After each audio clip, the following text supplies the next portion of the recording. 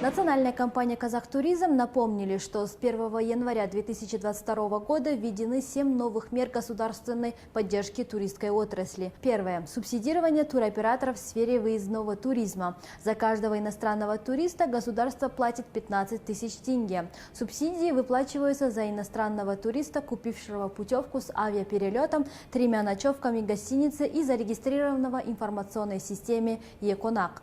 Второе. Возмещение предпринимателям 25% от суммы, потраченной на оборудование и технику для горнолыжных курортов. Заявки на возмещение от бизнесменов принимает Минкультура и спорта. Деньги перечисляют после рассмотрения документов специальной комиссией. Третье. Акиматы возмещают компаниям 10% затрат на строительство и реконструкцию объектов туристской инфраструктуры. Средства выплачиваются после ввода объекта в эксплуатацию. Четвертое. Государство возмещает предпринимателям 25% от покупки туравтобусов.